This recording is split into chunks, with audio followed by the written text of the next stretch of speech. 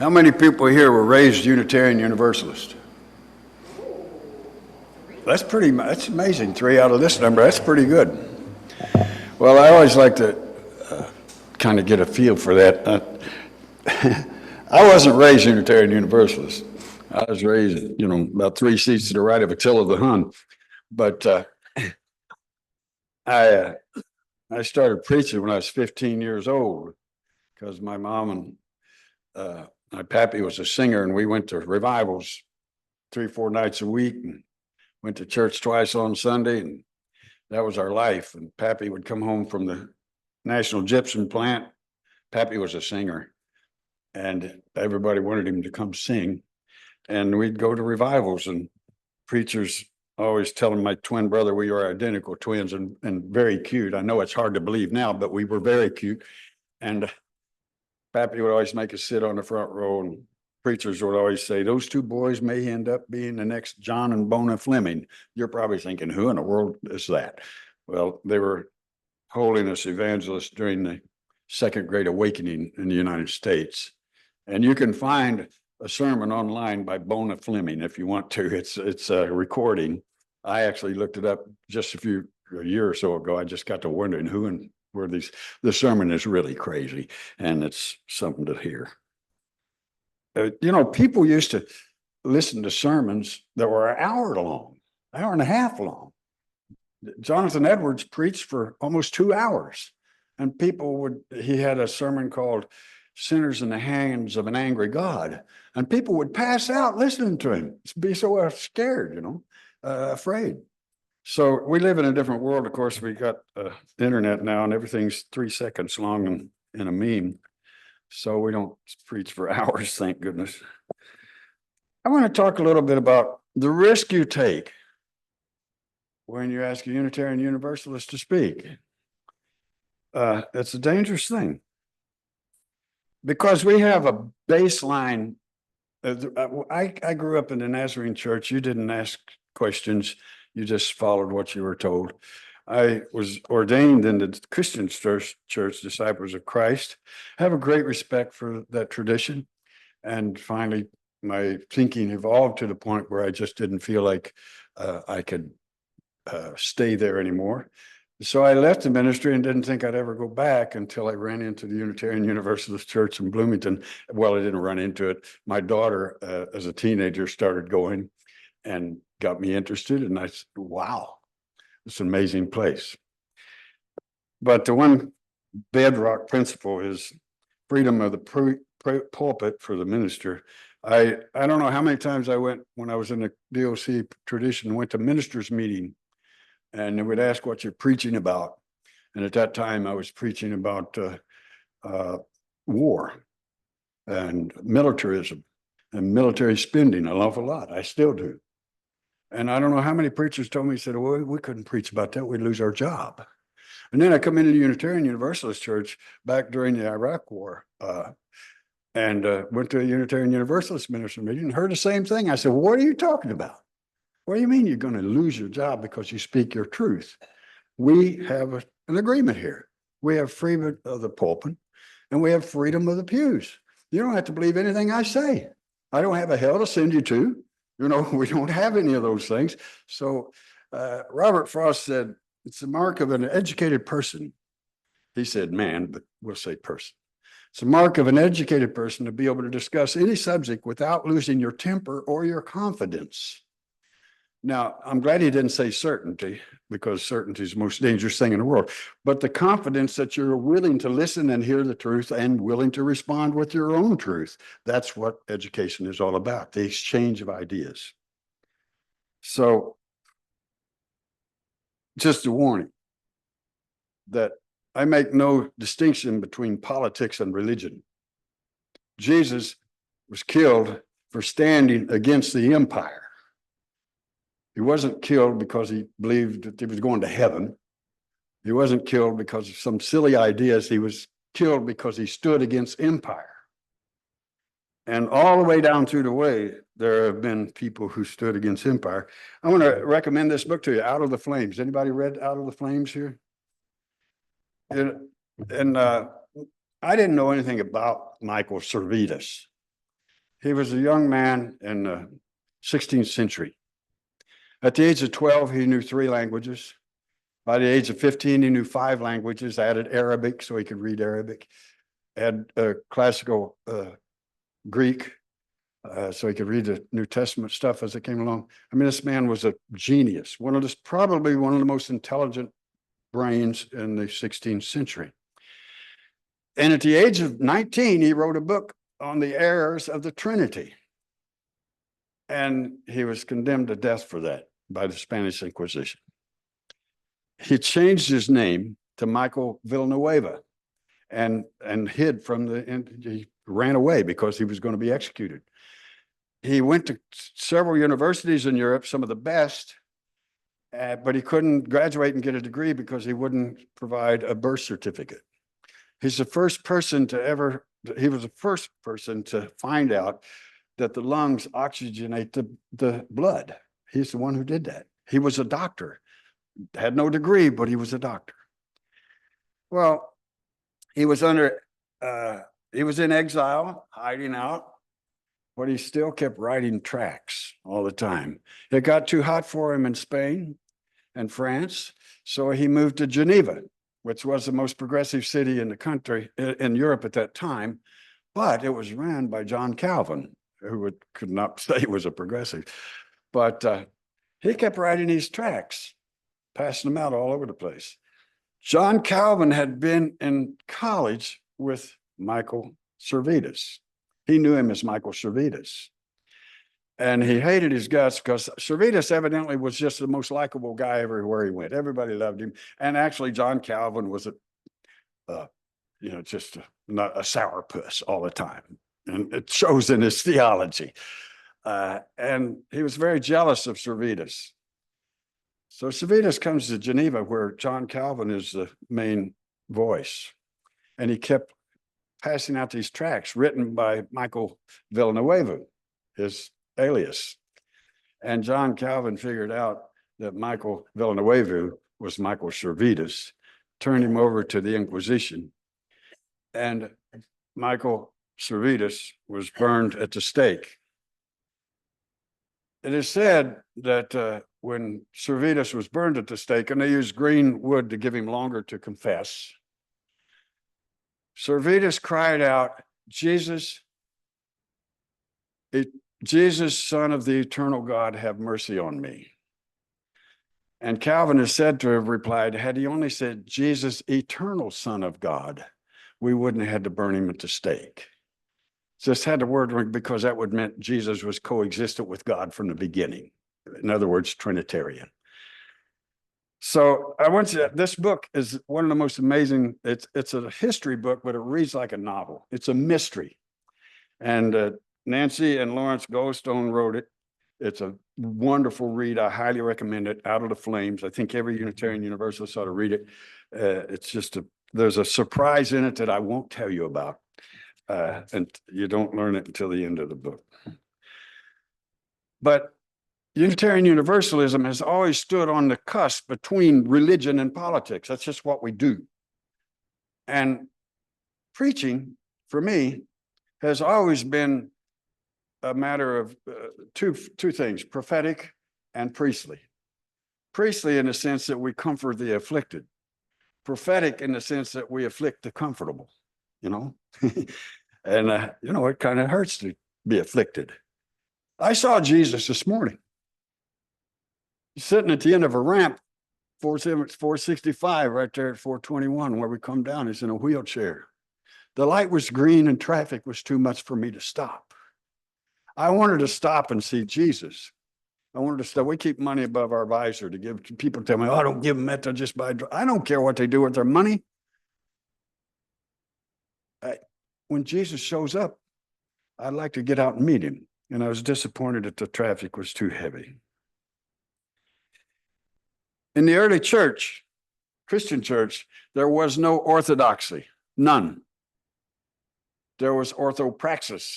Orthopraxis in the Greek, orthodoxy basically means right thinking. If you get your thinking right, you're okay. But the early church didn't worry about your thinking, they worried about your practice. So it was orthopractice. And the ortho practice that was common in every Christian community for the first 200 and some years of Christianity was that Jesus was a pacifist. Clearly, no one disagreed with that in the early church. You could believe in a lot of different things in the early church. But the one principle at the beginning, that everybody knew Jesus was a pacifist. And so the Christian communities were pacifists, and they refused to pay taxes for the emperor's wars, and they refused to pay temple taxes because the temple supported the wars, and they ended up being torches in Nero's garden parties, being, as Clarence Jordan said, getting crosses for free. That's what Christianity began as. It did not begin as a bunch of right-thinking people. It didn't begin as a bunch of people who got saved for the next year. It began with people who wanted to save the next life, who wanted to save this life. The symbol of the church was not a cross. And I get in trouble sometimes with, we have many Christians in our Unitarian Universalist tradition. And I remember when, I can't remember the guy's name that made the movie about the crucifixion. All his movies have more blood in them that is comedy. Who was it? Mel Gibson, thank you. It premiered in Bloomington on Easter, Good Friday. It premiered in Bloomington. And I decided to go see it. I don't like Mel Gibson's movies. I don't get into blood and gore. But I thought, I want to see what he does with it. So I went down to see it. And Jesus would have died at least 10 times before he got to the cross if he'd bled that much. Believe me, he couldn't have made it there. But I stood outside to see. It was a packed house. I stood outside to just see people as they come out. It was a very hard movie to watch. And 3 Pentecostal holiness women came out. I know them well because I used to see them a lot.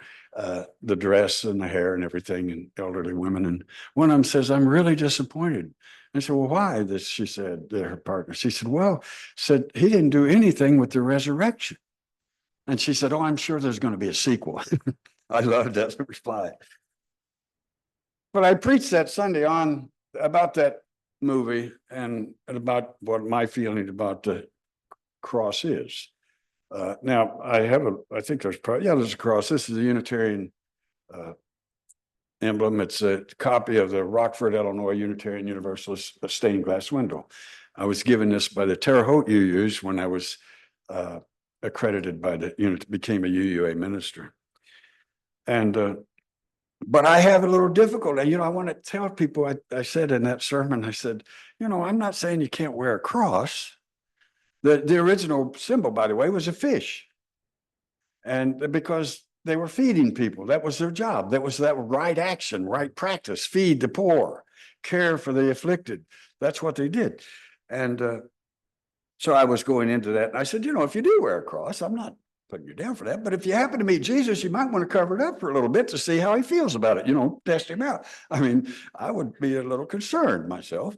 I don't wear a hypodermic needle or electric chair around my neck either. So that's just neither here nor there. And it doesn't really offend me to see crosses, but I just think it's something we ought to think about sometimes. We ought to think about, and Christians need to think about where they were at the beginning in feeding people, not in mega churches, not in big show, and go and have a great big show for get feeling good. I like to sing gospel songs. I sing them all the time. We love gospel, but that's not what the church is about. The church is about being with the people. As I said, there was no orthodoxy, there was orthopraxis, and there was no cross as an emblem of the church until Constantine had a dream. He was losing his war with the invaders because so much of the Christian community refused to support his wars. And so he came out of his tent and saw and declared that he had a dream and saw a sign of the cross in the sky and said, "In this sign, conquer." And sadly, a great number of Christians believed he was a Christian emperor, and he thus started the Holy Roman Empire. And pacifism got put aside as impractical.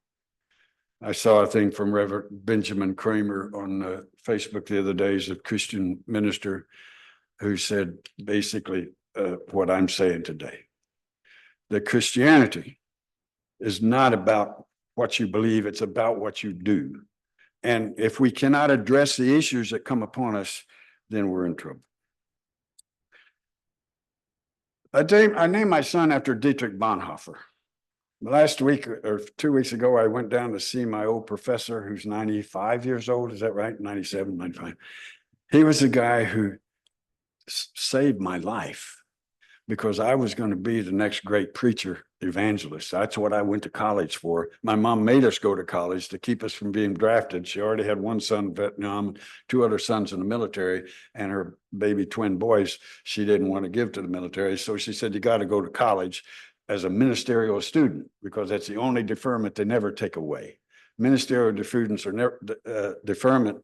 Ministerial students get a deferment, and ministers are in the same tax bracket as military officers because everywhere the army goes, preachers go. Ask the Indians, ask the Iraqis, ask any place we've invaded, preachers are always along to bless. We bless the submarines, we bless all this. So that's, so I went to college, basically saved me from going to Vietnam. And I was going to quit after 2 years. I didn't want to be there. I was having to work full time at night to pay for it. And I was sleeping through classes. And this professor called me. I worked at nights at a bank and data processing. He called me, and I don't even know what he saw in me because I walked into his class as a freshman, a young preacher who thought he knew everything. And this was right at the end of the 6-day war in Israel. The very week that ended, our classes started. And every preacher on the television or radio and the churches were saying, oh, Jesus is coming back because the Jews have taken the land back and they're going to build a temple. They don't tell you that they've built that temple twice since that prophecy was given. But I walked into his class, and here's this Nazarene theologian, a Nazarene teacher in a Nazarene college, who said, I want to be very clear about something. This war in Israel has nothing to do with biblical prophecy. Biblical prophecy is not telling the future. Biblical prophecy is telling the truth. And I walked out of his class, says, this guy's a heretic. What am I doing? And I had to go back because it was a required class. And somewhere during that semester, he must have seen something in me because he called me at work one night and said, what time do you get off? I said, I get off about 6 in the morning. And he said, come by, I'll take you fishing. And we were fishing on Lake Percy Priest Lake. And he said, what are you going to do with your life? I said, I think I'm going to quit school and join the Navy. And he said, I'm going to have a seminar in the fall. I want 7 students in it. It's a seminar on Paul Tillich's theology, a radical theologian of the day, especially radical for a Nazarene professor. But he said, I want you to be one of them. Try it one more semester. And I fell in love with school. And he's 95 now. And a few weeks ago, I started thinking about the professors who had changed my life, who had made a real difference in my life. There's about 8 of them that I could count that really made me think new about things. 7 of them are dead already. Ray Dunning is still alive, 95, an amazing mind. And so I called him. I said, I want to come down and see you. And he said, I said, I'm going to come down. And he said, that'll be a happy surprise. And he's still a Nazarene. He wished I had stayed where I was. He said, I never wanted you to go as far as you did. But he's a very open-minded person and a wonderful person. We had a great time. And he's the one who got me started. He's the one who introduced me to Bonhoeffer, Dietrich Bonhoeffer, a German Lutheran minister. And he saw the terror of Adolf Hitler. He saw the threat of Christian nationalism in Germany. And all the other churches were swamping to the crowds, great crowds. And so the National Socialist movement there, it had nothing to do with socialism, it's just a name. But all the other churches were kind of bowing down to Adolf Hitler, that was going to make his country great again. Those were his words. Who was going to usher in the kingdom of Christ, he said. Those were Hitler's words. And we have a person who says he is the best friend of Christianity, best president for Christianity ever. Bonhoeffer says this, It is not only the church's responsibility to care for the victims of a madman who drives through the streets. It is the church's responsibility to make sure that madman never drives through the streets again. And it makes us uncomfortable to deal with that. But I stood in the death chamber with Corey Johnson just a week or two, 10 days before he was going to leave the White House. He was still killing people in Terre Haute, Indiana. And I will never be the same after being in that execution chamber for a little over an hour, standing within 6 feet of a man to be murdered and not being able to do a damn thing about it. So I can't help it. I just can't help it. It's a risk you take. I love the churches I speak to. I love the people. I love dialogue. But I have to speak my truth in a time where the apocalypse is around the corner. Now, if you've not read Sinclair Lewis's It Can't Happen Here, I invite you to read that one. Sinclair Lewis's It Can't Happen Here, Jack London's The Iron Heel, and Orwell's 1984 as a trilogy that were all written in the 30s. It was a trilogy, maybe Orwell was a little later, but they're science fiction trilogies against empire, about what happens when you have empire. And in Sinclair Lewis's book, the protagonist says, when fascism comes to America, it'll be carrying a cross and wrapped in a flag. Go back and look at the video of January 6th. It was a cross and a flag that busted out the windows of the Capitol. It was a cross and a flag and a hangman's noose that was waiting for Pence. And it was a politician standing in the crowd, urging the crowd to do what they did.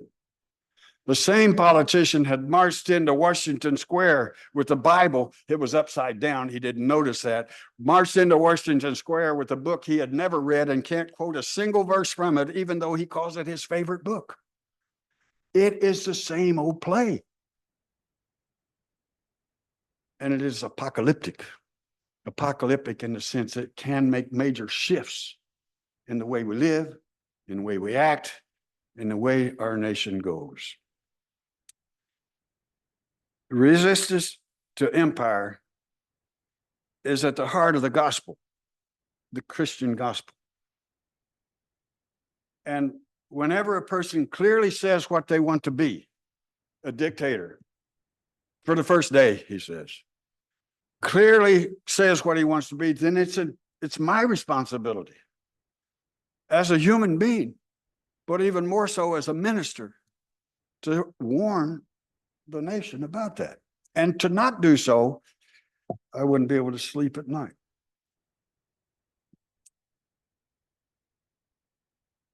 I urge you to think about the idea that orthodoxy is crippling. Orthodoxy works with empire. Orthodoxy makes everybody think the same. Orthopraxis changes your life.